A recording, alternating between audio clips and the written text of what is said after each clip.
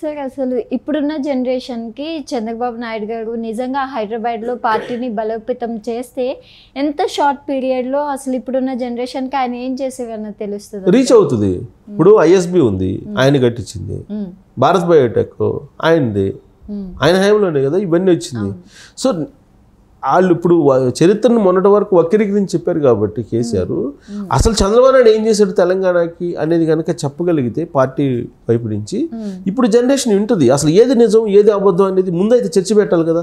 చర్చ పెట్టిన తర్వాత ముందు ప్రజల్లో వాస్తవాలు ఏంటనేది చర్చ జరుగుతుంది. ఈవెన్ బైఫర్కేషన్ విషయంలో కూడా చంద్రబాబు నాయుడు ఒప్పుకుంటేనే కదా తెలంగాణ రాష్ట్రాన్ని ఇచ్చింది. ఇప్పుడు ప్రణబ్ కమిటీకి ఆ రోజు లేఖ ఇచ్చాడు చంద్రబాబు నాయుడు కూడా. మరి ఆయన కోఆపరేషన్ లేకపోతే నీకు రాష్ట్రం ఎలా విడిపోతుంది?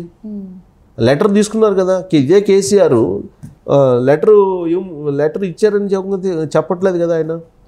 చంద్రబాబు నాయుడు లెటర్ ఇస్తేనే కదా నీకు బైఫర్కేషన్ అయింది. సో కాబట్టి ఇవన్నీ అంశాలు చర్చకు పెట్టాలి. మేధావుల్లో చర్చకు పెడితే ఆటోమేటిక్గా జనరేషన్కి వెళ్తే యూనివర్సిటీలో చర్చ పెట్టాలి. అప్పుడు ఇప్పుడున్నటువంటి జనరేషన్కి అంటే 2000 సంవత్సరంలో పుట్టిన వాళ్ళకి లేదంటే 95లో పుట్టిన వాళ్ళకి ఇప్పుడు కొంత తెలియదు కదా. అంటే ఉద్యమం 2001 నుంచి ఉద్యమం కేసీఆర్ ఈ గొడవ జరిపోయింది. ప్లస్ 2010లో పుట్టిన వాళ్ళకి కూడా తెలియదు. ఇప్పుడు 2010లో పుట్టారనుకోండి, ఇప్పుడు ఒక 20 సంవత్సరాలు అయ్యి ఉంటుంది కదా వాళ్ళు పుట్టి కూడా. సో వాళ్ళకి కూడా తెలియదు కదా.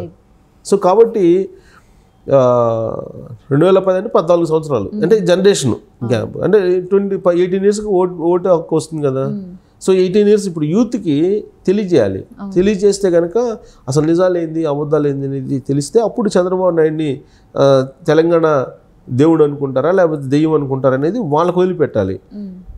ఇప్పుడు ఆ పని చేయడానికి తెలుగుదేశం పార్టీ సిద్ధపడుతుంది. ఇప్పటి వరకు తెలుగుదేశం పార్టీ చేయలే. ఆ ప్రచారం ఇప్పుడు చేసింది చెప్పుకోలేకపోయింది తెలుగుదేశం పార్టీ. చెప్పాల్సింది చాలా ఉంది. ఎందుకంటే చేసింది బోల్డ్ అంత ఉంది. వీళ్ళేమో చెప్పలేదు. దాని కారణంగా ఇప్పుడు కేసీఆర్ లేదంటే బీఆర్ఎస్ పార్టీ చాలా చేసింది తెలంగాణకు అనుకుంటున్నారు. అసలు చేసింది తెలుగుదేశం పార్టీ అను చంద్రబాబు నాయుడు. అలాగే అసలు ఇక్కడ కొన్ని రాజకీయపరమైన విప్లవాత్మకమైనటువంటి నిర్ణయాలు తీసుకున్నారు. బీసీలకు రిజర్వేషన్ ఇచ్చింది తెలుగుదేశం పార్టీ. ఇక్కడ ఉండేటువంటి పటేల్ పార్టీ వారి వ్యవస్థను రద్దు చేసిన తర్వాత కదా తెలంగాణలో బానిసత్వం పోయింది. అంతకుముందంతా చాలామంది అనగాని వర్గాలు బానిసత్వాన్ని అనుభవించారు కదా. ఇవాళ కూడా బీసీలు ఆదరిస్తారు ఆ పార్టీని.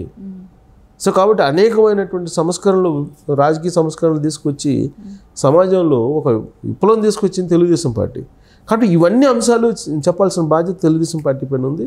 జనరేషన్ అనే దానికి ఇప్పుడు కొత్త జనరేషన్కి కనుక మొత్తం చంద్రబాబు నాయుడు ఏం చేశారు తెలంగాణ కానీ తెలిస్తే ఆంధ్రప్రదేశ్లో ఎలాంటి రిజల్ట్ వచ్చిందో 2024 ఎన్నికల్లో అలాంటి రిజల్ట్ తెలుగుదేశం పార్టీకి తెలంగాణలో నెక్స్ట్ ఎలక్షన్ రాబోతుంది. నెక్స్ట్ ఎలక్షన్ వచ్చే అవకాశం ఉంది. అందుకే ఆయన చేసిన దాన్ని చెప్పాలి, ప్రతి వాళ్ళ దగ్గర తీసుకెళ్లేటువంటి బాధ్యతను తీసుకోవాలనేది ఆయన మీటింగ్లో కూడా చెప్పినట్టున్నాడు. సో దీంతో కేసీఆర్కి జగన్మోహన్ రెడ్డికి ఒక దడ అయితే మొదలైంది.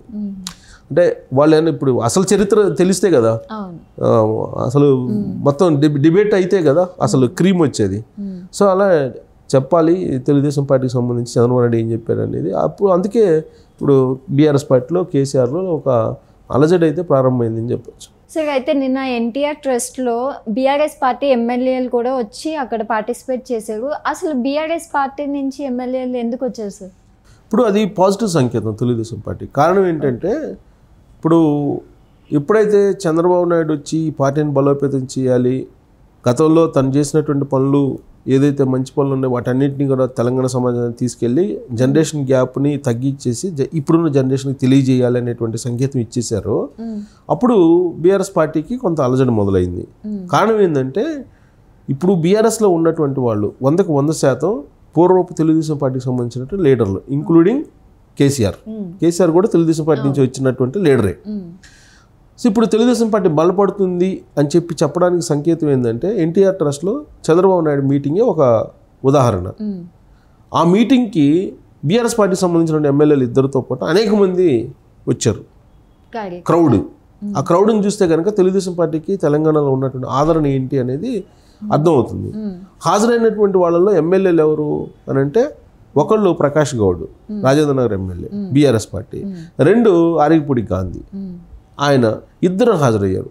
ఇద్దరు ఇంపార్టెంట్. ఆరిగపూడి గాంధీ అలాగే ప్రకాష్ గౌడ్ ఇద్దరు బలమైనటువంటి లీడర్లు. అది కూడా బీఆర్ఎస్ పార్టీలో ఉన్నటువంటి ఎమ్మెల్యేలు.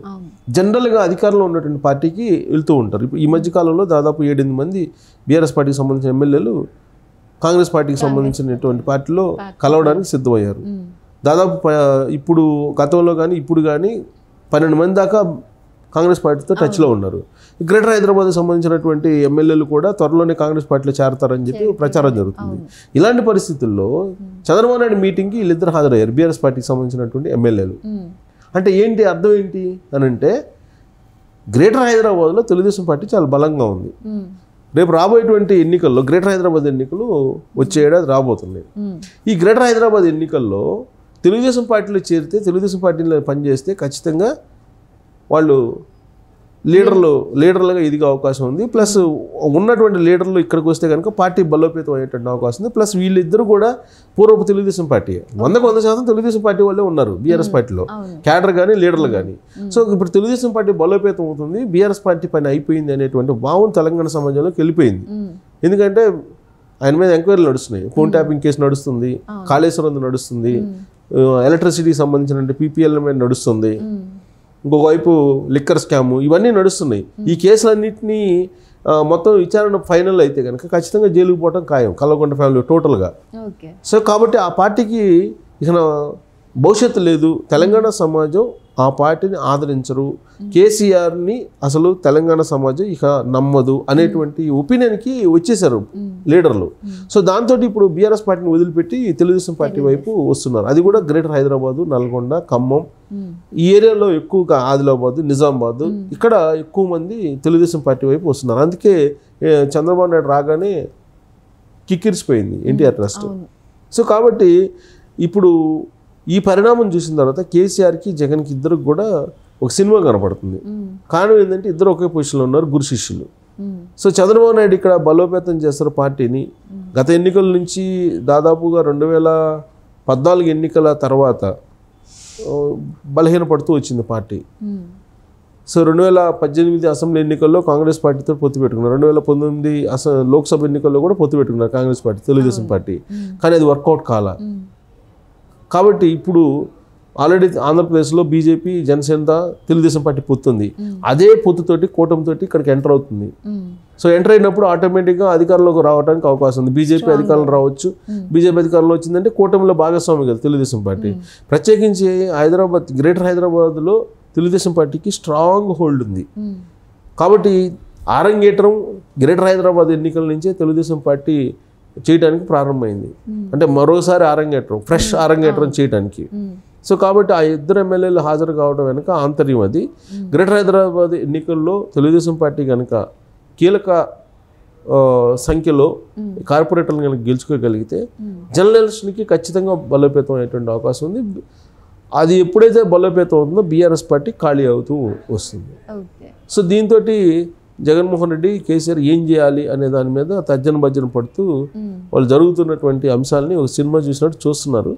ఏం చేయాలి, ఏం చేస్తారు వాళ్ళిద్దరూ అనేది చూడాలి. ఎందుకంటే మళ్ళీ వైఎస్ఆర్ కాంగ్రెస్ పార్టీ కూడా ఇక్కడ తీసుకొస్తాడా కేసీఆర్, వైఎస్ఆర్ కాంగ్రెస్ పార్టీ అను కేసీఆర్ కలిసి పోటీ చేస్తారు, ఇవి కూడా ఈక్వేషన్స్ ఉన్నాయి. సో ప్రస్తుతానికైతే తెలుగుదేశం పార్టీ అయితే చాలా బలంగా ఉంది. బీసీలు ఎక్కువగా ఆదరిస్తారు కాబట్టి ఖచ్చితంగా ఇక్కడ తెలుగుదేశం పార్టీ బలోపేతం అయ్యింది, కాబోతుంది అనడానికి ఇద్దరు ఎమ్మెల్యేలు హాజరు కావడం, గ్రేటర్ హైదరాబాద్ ఎన్నికలను దృష్టిలో పెట్టుకుని అనేక మంది మీటింగ్ రావడం అనేది మనం పరిగణలోకి తీసుకోవచ్చు. Thank you so much. Thank you.